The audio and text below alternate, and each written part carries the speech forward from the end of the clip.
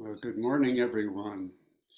I was struck by Hakujo saying in his talk that session is a journey. And so I've been thinking about how we think about it. And how about calling it even something more than that, an adventure?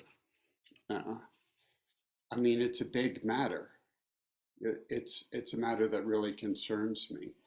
Some some people's lives are utterly transformed by this practice, and then somehow other people, I wonder what the difference is sometimes. Other people, sure, everyone gets a little bit calmer and improves their lives, but what's the difference with really making kind of the rubber hit the road with our practice? And I mean, after all, we didn't just come here and take on this intense, quite demanding week together to gain stress reduction, right? So um, I'm sometimes amused. I'm sure a lot of you have had this experience of we will go back to our everyday life or to our work life or whatever, and people will say, "Oh, where have you been?" "Oh, on a meditation retreat." "Oh, that must have been so relaxing. How lovely. I wish I could have time to do a retreat." And I imagine them picturing the monastics kind of fanning us with palm leaves as we lie out in a field of soft grass, and they're putting cucumber slices over our puffy eyes and massaging our feet. Mui and Corin, I want you to get started on this, okay? I'd like to see a little more of that kind of thing. Uh, so we come to Sesshin and to Zen practice in general for something bigger than that, right? If that's all we're getting, a little bit further calmness. Uh, oh, I don't know. There's probably easier ways to do it, right? so So oftentimes we come to Zen practice because of a promise of some kind of freedom and a sense, we have this sense that there's something lacking in life. And we're not quite satisfied with just kind of running along the ordinary paths offered to us by life. And yet somehow when we're in the middle of a session, the fourth or fifth afternoon, and our knees are aching and we're trying to stay awake, and it's too hot or it's too cold, or you know, our nose is itching and our mind's wandering, we can lose sight of what it is that brought us in the first place. And this has happened to me a lot. I've been practicing for 35 years. I've done many, many, many, many retreats. And so I'm very familiar with the phenomena and the temptations that come, particularly when we're deep into a session. There's sometimes we can get lured in by just kind of daydreaming, right? Just kind of coasting along on the cushion, and it's going to come to an end, and you know, we can just let our minds drift and wander. Of course, that's wasting our energy and wasting our time. Sometimes we can just get into gritting our teeth with the discomfort and bringing anything to mind that will deliver us from it. These are all temptations. We can get so tired, and we can just go into this foggy state and just get lost there. So what I'm encouraging us is to remember the adventure. So why is an adventure an adventure? It's not much of an adventure if we just, go to some vacation spot, spend a week on the beach, nothing much happens, and we come back home. What makes an adventure is we're traveling, we're seeing new things, we're meeting exciting new people, we're getting dysentery, we're missing a plane, we're getting sleep deprived, we're eating a wonderful meal, we're eating a terrible meal, we can't find a meal, we get food poisoning. It goes on and on, doesn't it? It's all part of what makes an adventure. An adventure is the ups and downs, right? It's if there's no ups and downs, it's not that much of an adventure. Right? So we need to keep raising this mind that brought us here in the first place. And one way to think of it is it's a mind of inquiry. It's a mind of investigation. We want to see or know or understand something deeply about our lives. And that's what we've come here for. Of course, if we're doing koan practice, that mind of investigation, that's one of the tricks of koan. It raises the mind of investigation automatically, right? We're assigned a question. In fact, oftentimes one that we that seems impenetrable, right? And of course, those kinds of questions arise all the time in life, impenetrable questions, right? So it's not anything unusual, but we're applying that mind that wants to investigate, that wants to penetrate, and that's what koans do. But we can raise the same kind of mind no matter what kind of practice we're doing, right?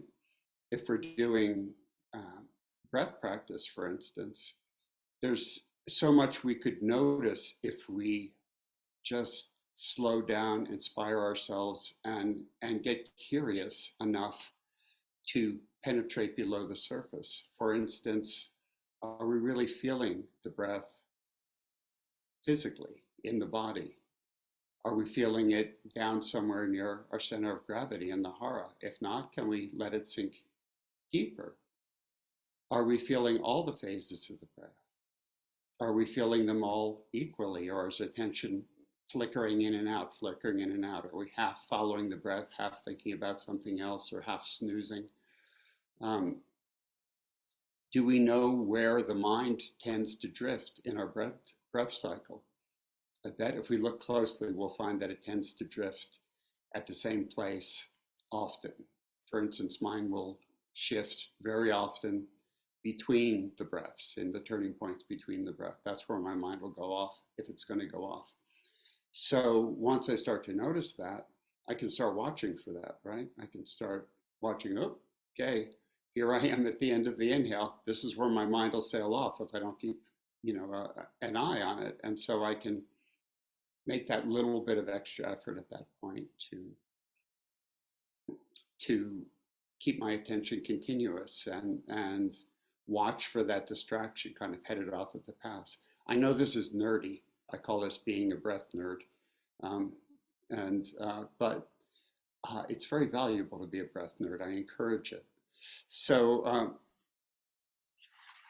the trick is that the thinking mind thinks there's so many more important things to think about, right? So we have to get it interested. We have to get it to really get investigative with our practice, not intellectually, though. It's more like, I don't know, maybe I've been thinking lately, maybe we should change the name of meditation practice, because it just doesn't sound that exciting to the thinking mind. If we call it meditative adventure, or Zen inquiry, or Zen investigation, or meditative exploration, something like that. Something that where the thinking mind goes, oh yeah, I want to do that. I don't just want to practice. I want to do that. That's exciting. We have to kind of trick ourselves sometimes. So we want to raise that mind of inquiry, even in shikantaza, which is just sitting practice and allowing the ever-changing scenery of the mind to be our and mind and whole body experience and emotions to be the subject of our attention. Even there, I call what I do in shikantaza, just sitting practice, shikantaza with a question mark. I'm definitely interested in what I'm doing. It's as though, to go back to the metaphor of a travel adventure, if, say, we're on a train to Zurich, okay, that's our destination, right? But on the way, are we going to look out the window and be interested in the scenery, or are we going to be looking at our phone the whole time, right? So can we be interested in what's happening and engage, not in a grasping way? I mean, you're on the way to Zurich, you look out the window, there's a cow. You don't want to take the cow home with you, right? So it's a non-grasping interest. You just, oh, look at that. I want, and hmm, we could think of it as as a type of wonderment.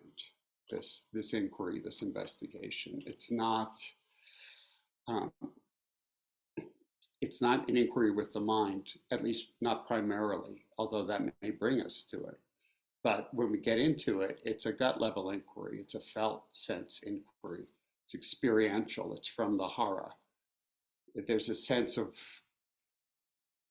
when it's really working, there's a sense of real engagement and even wonder.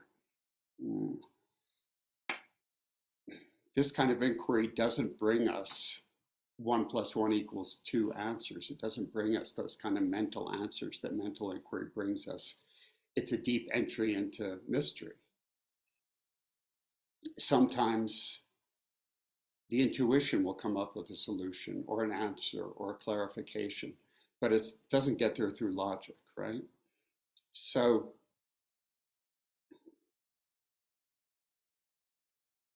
so we have to be willing to enter into the mystery. If you think about it, isn't when we hear Dogen, isn't he saying that all the time? Isn't he saying to his monks, you should deeply investigate this, or you should deeply inquire into this? I forget what the most common translation is. Um, but he'll bring up a point in one of his written talks and he'll say, you monks, you should look into this. This is what he's talking about. It's not just coasting along in samadhi. It's lovely to coast along in samadhi. um, it's one of the joys of practice, one of the joys of retreat. But there's more to it than that. If you think back to the story of the original Buddha, he mastered the levels of samadhi as they were known at that time. The whole samadhi system was already known at that time, just as it exists today in branches of meditative practice that think about things in terms of those levels. That's the way the yogic system he studied. I think there were 8 levels of samadhi in the original system he studied, if I'm remembering correctly. But he basically had mastered all levels of samadhi, and the people he learned it from, because he went to teachers to learn that, they said, "Well, that's it. You know, you've done it. You should start teaching now. You're enlightened." And he thought, "Oh, this feels good. The samadhi stuff. I like it, but it doesn't feel like the whole enchilada." He, maybe they wouldn't have had enchiladas back there, but you know what I'm talking about. He still felt something was missing.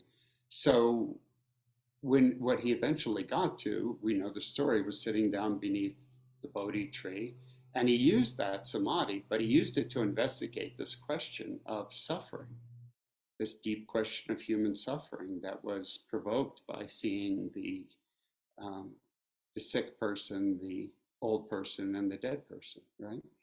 And realizing, hey, I gotta know what the deal is here, right? I gotta know what this is about. So so it was samadhi plus that spirit of inquiry. And again, we can go back and revisit the story. It's been written many times, but the Buddha wasn't sitting there going, now suffering, what is suffering exactly? It wasn't going through an intellectual investigation. I'm sure he'd been over all that turf, just like when we're assigned a koan, we're going to go through the mental process, right? But it takes us to a place where we can't proceed that way anymore. And I think he was at that point with suffering. So he dug into it using that samadhi power to dig into the question. What he came up with was not an explanation for suffering, right? It's often said that the Buddha said when somebody shoots an arrow into you, you need to pull it out and you need the medicine for the arrow, right? You don't need to discuss and analyze where it came from, why it was shot, all of that, right? So the approach that we practice to suffering is not so much why it's there, where it came from, whose fault it is, but what do we do about it? Right? What do we do about this human situation? So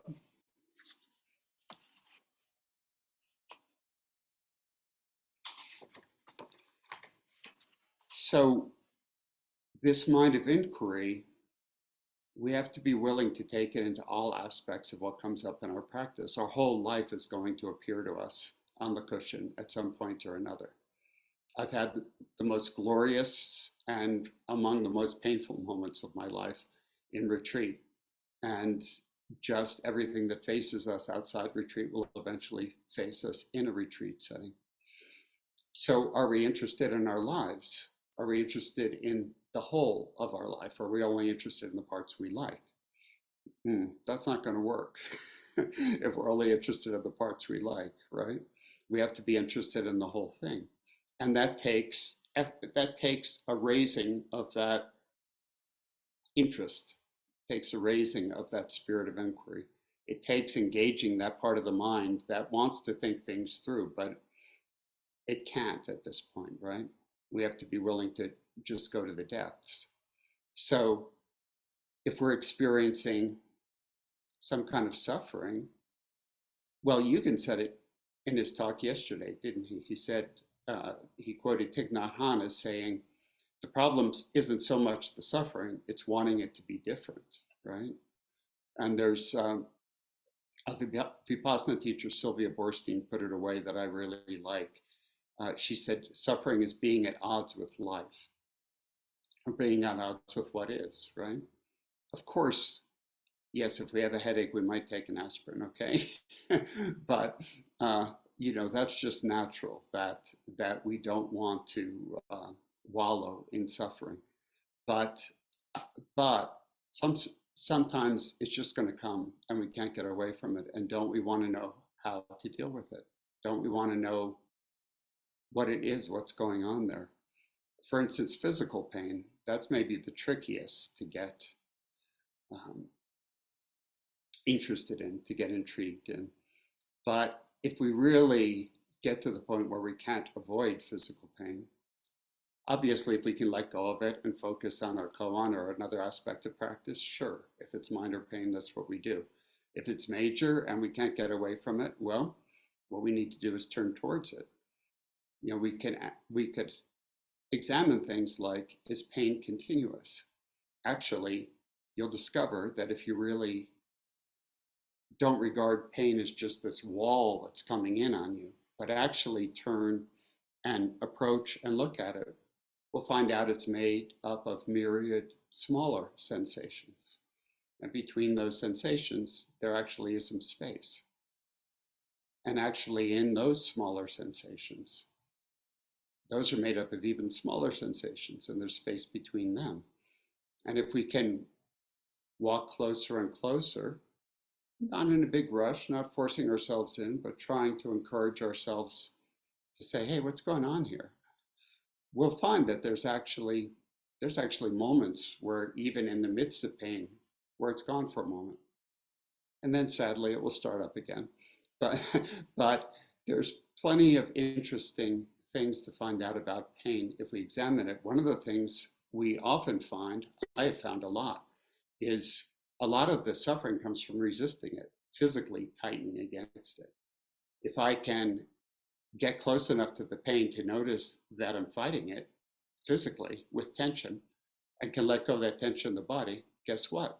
The pain gets easier to bear. In fact, sometimes it goes away altogether. I've definitely had that happen. Sometimes a lot of what's causing the pain is we're standing back from it, trying to get away from it. What if we just go into it? My first real primary teacher, Daido Roshi, used to always say, become the pain. Boy, did that ever piss me off. But it's very true. Sometimes I want to just say, you become the pain. But, he was speaking from his own experience. He had plenty of pain in his early practice. So can we get interested even in the areas of life we'd rather not be interested in? So those of you who know nonsense koan about the cat, right? About how Nansen asked for a word of Zen, and he said, if none of you monks can speak a word of Zen, I'm going to cut this cat in half. And in the koan, nobody can speak a word of Zen, and so he actually cuts the cat in half. Now, you need to know that no cats were actually hurt in the making of this koan. Although some people say to really get the koan, you really have to imagine the cat has been killed. But anyway, my point is to just say none of the monks had enough of that spirit of inquiry. So in other words, it was lack of curiosity that killed Nonsense Cat, right? So we need that curiosity. Hmm. So, so there's a part of our practice that often gets overlooked, and that's what I'm talking about in one way or another today. We all know that we need to sit, and we all know that it's good to experience samadhi. But I've known people who are deep samadhi practitioners, but don't have a lot of realization. I'm sure those of you who have been around the Zen world for a long time know those, have encountered that too. They can go into samadhi like that, but it becomes kind of a hideout, you know? It becomes uh, kind of a nest, where that they can retreat into, which is also called spiritual bypassing, of course. Um, so samadhi is necessary for sure. Um, and we also know that we have to hear the teachings or study the teachings, read the teachings. Somehow we need to to uh, to take in some of the theory that goes with this, some of the uh, at least some of the original teachings of Buddhism, some of the teachings of Zen, so that we know how to conduct ourselves in our practice. But the part that gets overlooked a lot is the third part of it. It's contemplation, or it's what I've been talking about, inquiry, or what Dogen calls examine. You all should examine this closely. So it's not just like you listen to Dogen, you go and sit, and magically this alchemy happens. This is one of my notions of what the difference is between people who sometimes really transform their lives through this practice and others who don't seem to progress beyond a certain point. We need to make time to wonder, not when we're sitting on the cushion. We're not going through a thought process like that. Uh, or if we are bringing thought in, it's just to take us to the edge of practice. For instance, we might hear something in the talk about emptiness, and we might ask ourselves, what's meant by that? Is that what I'm experiencing in my zazen? Well, I guess I'll take a look, you know. Or we'll hear about no self, non-self. Um, what can I discover about that? What do they mean by that? If I look into my practice, it sure seems like I'm here. Maybe they mean something else. What could they mean? We don't keep that thought process going, but it might take us to the brink of practice, and then we go and investigate for ourselves. In fact, investigating for ourselves is a lot of the reason many of us came to Zen practice, because that's allowed. We're allowed to question, we're allowed to investigate. In working with Shishin Roshi, sometimes there have been times he and I both talked over a koan, and we just thought, I don't think so. It's like I got a problem with the point of this koan, Roshi. Does this really apply in the 21st century? And every once in a great while, he'd say, I don't think so either. Let's skip that one. I mean, maybe it's happened twice, right? So you're not going to get away with skipping a lot of koans. Don't get too excited. But you're allowed to question, right? You're allowed to ask. You're allowed to say, why is that koan here? What's it communicating? What's it? Is this something that still applies to us, or was it made up for 10th century China, and it doesn't, it's not as relevant to us. Um, you're allowed to ask those kind of questions. Why do we do this? So, of course, contemplation is dangerous, because if we let ourselves get too far into it, the next thing we know, we're thinking again, and that's not the point, right? it's but if we think about it, all the theory that we hear, everything that's communicated to us in our talks, all the Buddha's Four Noble Truths, and all the other five thises and the eight thats and the nine misses that are all through Buddhism, they're all forms of thought. They're all theory, right? We're meant to take them and put them into practice. There's Here's an example about the difference between trying to get to something through thought and actually putting it into practice. Some of you, I know Shishin Roshi will know this one, but some of you may have heard of uh, this, what is it? It's a mathematical proof. It's called Zeno's paradox. And Zeno's paradox proves that you can never actually get anywhere. And they can prove this mathematically. And the way it goes is that in order to say, get to the door of this room, I have to go halfway first, right? Everyone could agree, of course, you have to go halfway. Well, then to go the rest of the distance, I have to go halfway again, don't I? Well, yes, you have to go halfway again. And then the remaining distance, I'll have to go halfway again. Yeah, everyone can agree that, right? Well, it turns out that halfway is infinitely subdividable. So into infinity, there's always another halfway, and you can never, mathematically speaking, you can prove that you can never actually reach the door. Now, if that was assigned to us as a koan, what would we do? We think it over, we think it over, and we think it over, and then we'd forget about thinking it over, and then we'd just sit with it, and then we'd be in Doksan, and we'd realize, oh, just go open the friggin' door, you know? That's the difference between action and thought, right? You can prove to yourself through thought that you can never get to the door, but just walk over and open it, right? So, so all these things we hear and the contemplation that we do between times, we weigh it against practice and we put it into practice. So we need to be creative about our practice. We hear a lot that there's no bad zazen, and that's absolutely true. But there's bad zazen. And if our practice hasn't been working for some time, we really need to face up to that and find something that will work. That's the point where we make the practice our own, where we really bring ourselves to it. Zen practice can look so structured on the outside, but inside, who knows what people are doing? Everybody's got their own approaches to things. I've talked to a lot of people about how they approach koans, and I know there's many different ways that people, just for instance, take on koan practice, and and are successful at it. And they don't have to do it the way the next person does it, right? We have to find our own ways through. We're all different. So, yeah, this is tricky. It can be hard to tell what's working and what isn't.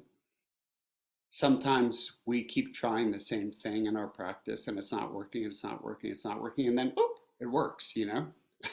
And then sometimes we keep trying and we keep trying, we keep trying, and we're just banging our heads against the wall, right? It's hard to bring that creative mind into difficult moments on the cushion, but that's exactly what we need to do, because that's exactly what we need to do in our daily lives. And that's the whole point, isn't it? Taking the practice off the cushion. So we have to be willing to not fool ourselves. And that can be tricky to know because we all fool ourselves, right? Am I really practicing, putting myself into my practice the best I can? Or am I kind of coasting along and just waiting for it to be over? It can be hard to know. It can be surprisingly hard to know.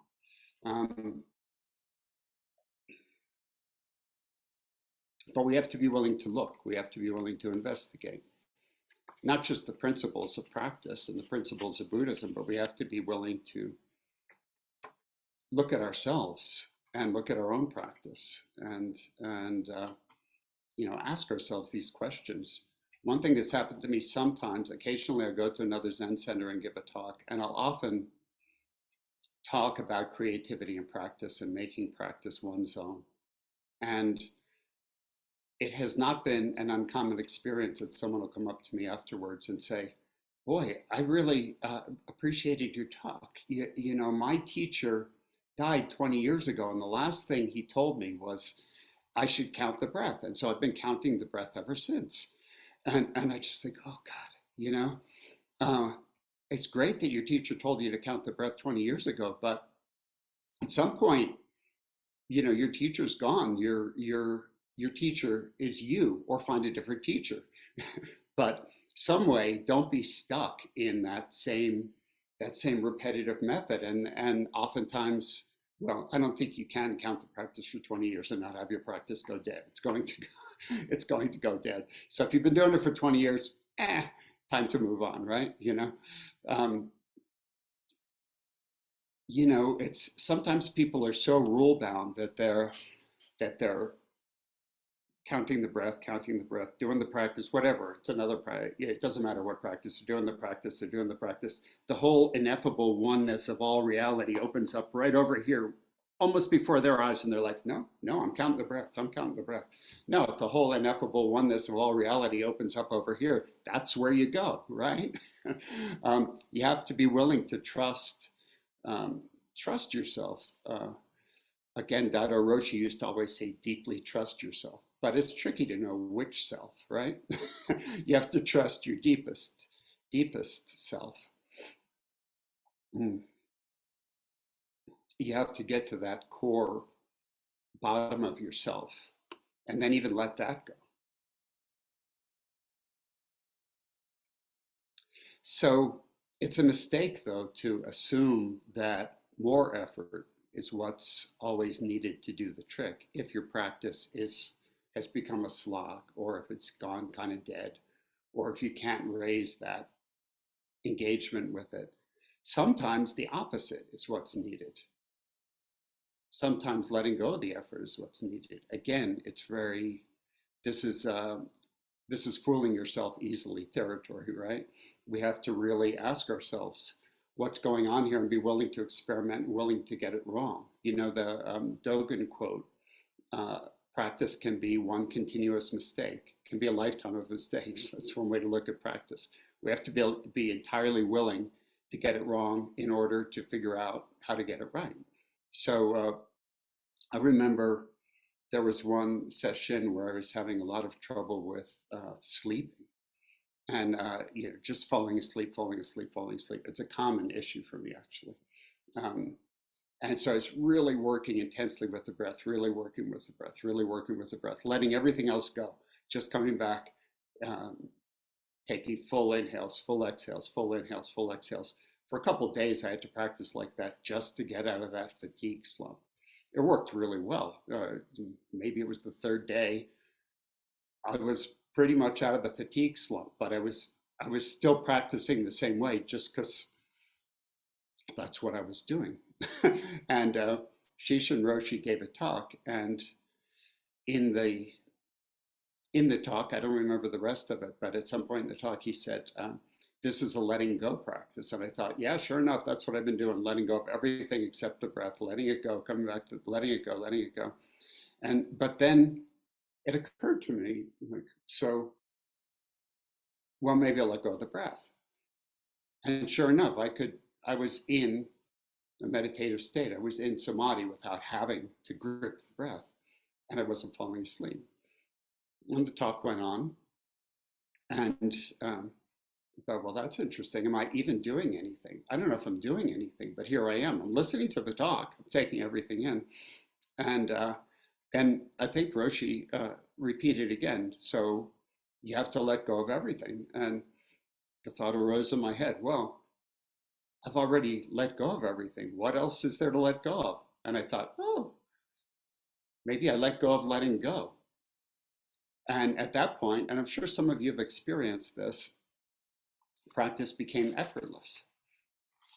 So I made all that effort, all that effort, all that effort, and then released the effort. And that turned out to be a very profound session for me because all sorts of new ground opened up. If you've really ever hit that effortless point in practice, part of what you see is that to pick up the next train of thought would take effort. Staying just with your direct experience, when you're really in it, doesn't necessarily take effort. Right?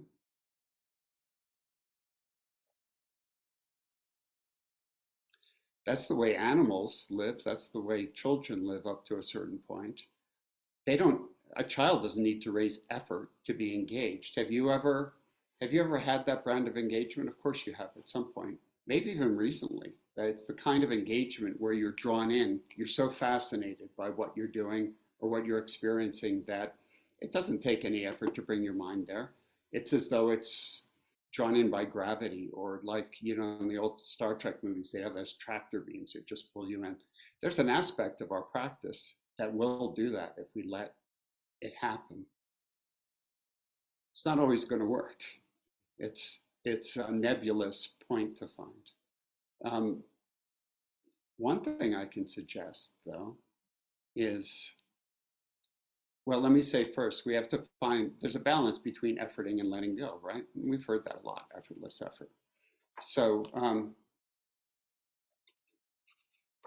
one place we could maybe look for this place of stillness without effort or absorption without effort is at the very end of, those of you who've been doing the stretching practice with me know that I'm always going on about how the relaxation part of the breath is the exhale. If you tap into that relaxation, it'll go further. If you tap into the exhale and appreciate the relaxation, it'll happen yet more. We're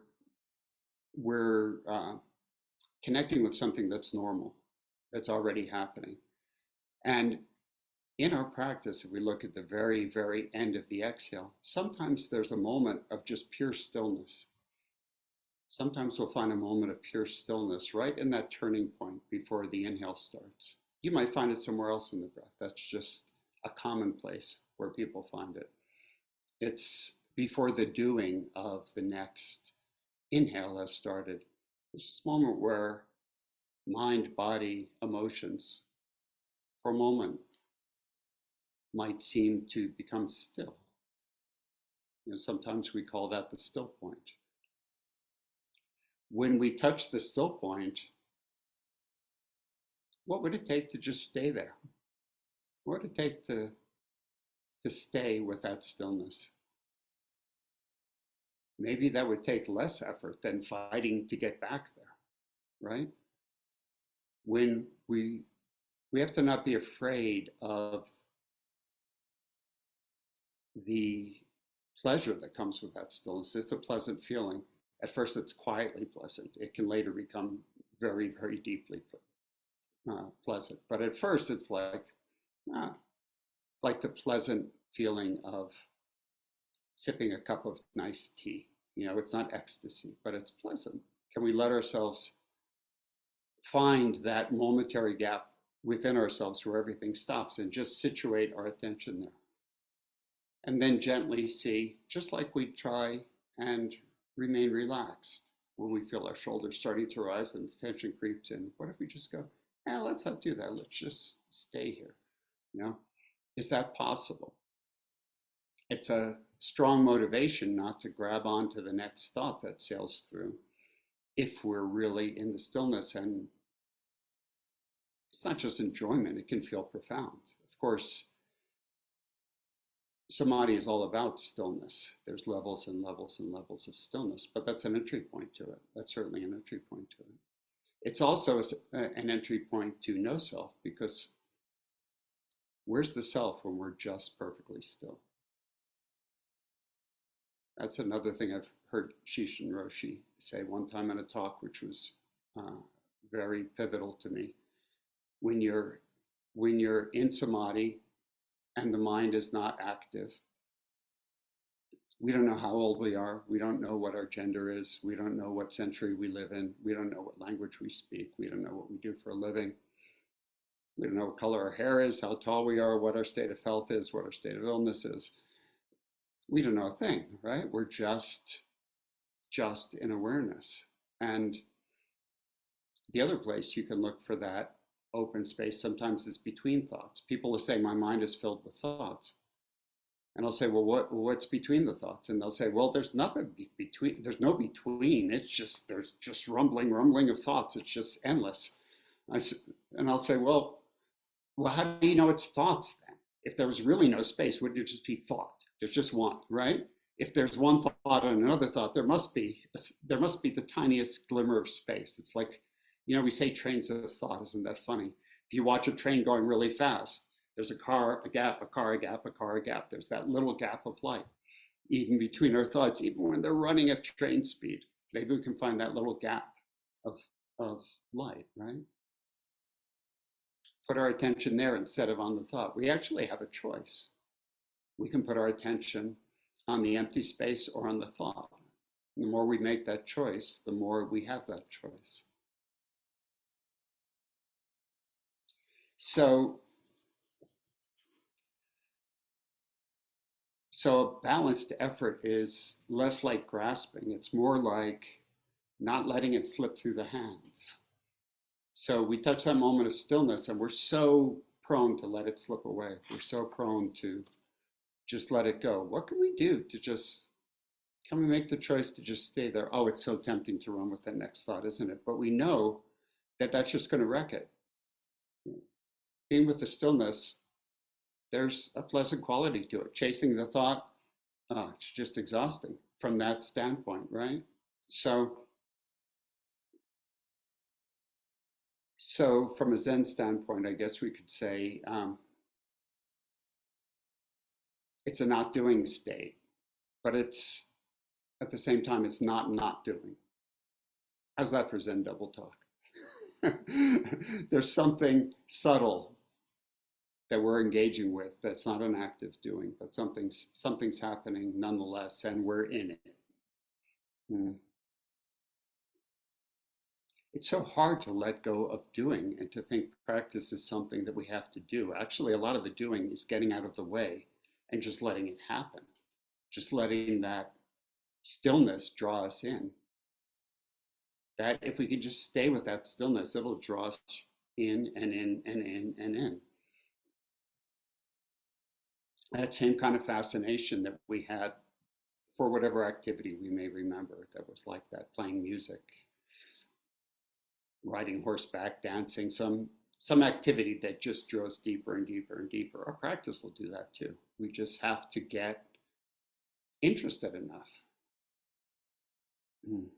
I had a friend when I was 13, 14 years old over the summer, over one of those summers. I had one of those summers in adolescence where I grew like 5 inches in a summer.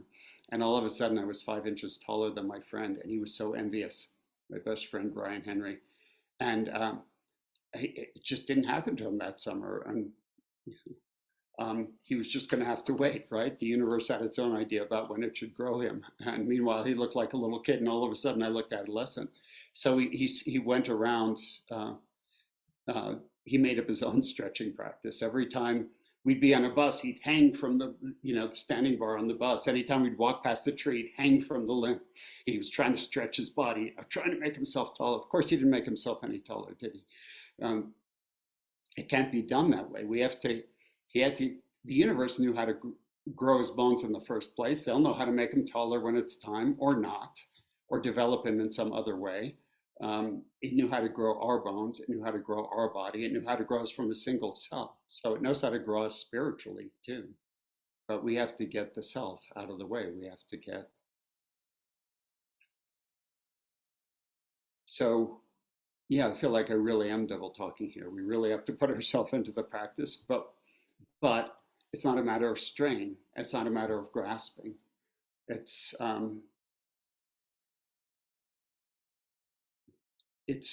doing through non-doing is the best way that I can say it.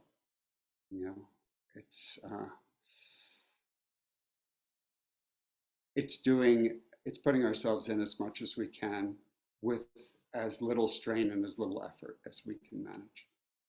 And a lot of what makes it difficult for us is that excess strain and effort. So we also have to be willing to give up what we think we know about practice and maybe what worked last time. One of the things that I discovered about practice, which was surprising to me, at the beginning of practice, we all work on being able to breathe from the belly and put our attention in the hara and develop that diaphragmatic breathing, deeper breathing, longer breathing. What I discovered is that in samadhi states, oftentimes the breath becomes very subtle, even shallow, if we just let it do so. And when that first happened, I would tend to work against it. I would tend to try and deepen it. But I discovered that that actually kept me at a certain level. It didn't let me drop.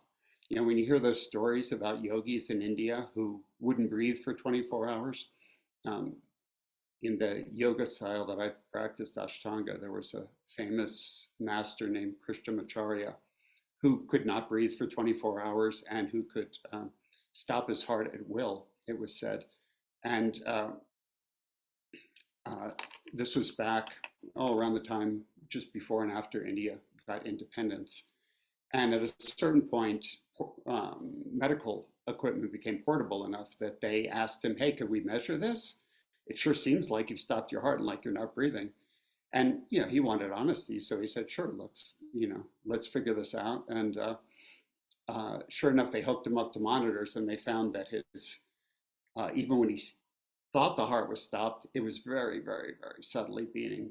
And when it didn't seem like he was breathing, he was taking just tiny, tiny bit of air. He was in such a deep samadhi state that there was very little required from his heart or lungs, and it wasn't visible at all from the outside. It was measurable, though. So it wasn't like he wasn't breathing. It's that, oh, it's a bit like a hibernation state for animals, right? Everything, respiration goes down, circulation goes down. You know, it's not as passive as that, of course, in samadhi, but we're in this deep state that's self-maintaining. It doesn't require a lot. So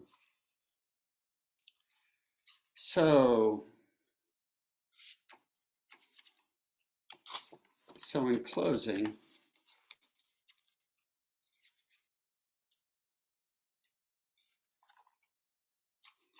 even our suffering,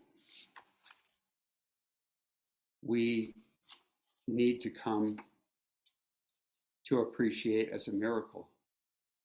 I mean, what are the chances that Soen Nakagawa, a famous early Roshi who came to the United States, he used to always say, what are the chances one sperm touches one ovum and makes you, what great good fortune.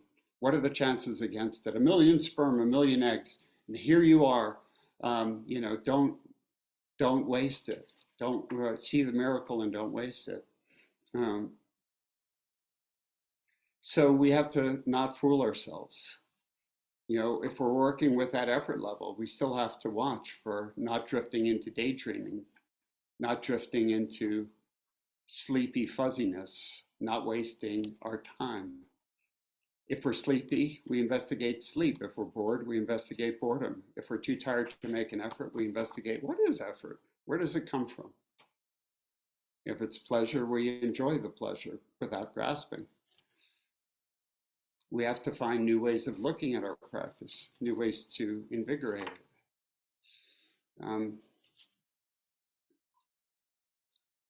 It's funny, we clear our time for this, we pay some money for this, we go short on sleep to do this, and it could be so easy for us to just let go of our engagement with it. And what a shame. Let's use this time. Zen's a practice we came to because we find out for ourselves. And so we have to not forget we're on a great adventure. Even when we have dysentery, even when we've missed the plane, right? It's still the adventure, and there's more to come. We need to believe in our deep, true nature. Our innate wisdom is what we're practicing with. If we have doubt sometimes in our small self, that's natural and it's okay. And it's true in a way because our small self isn't the real self, right? So, what am I saying? I guess don't worry, be happy, practice hard, and enjoy the rest of your session. Thank you.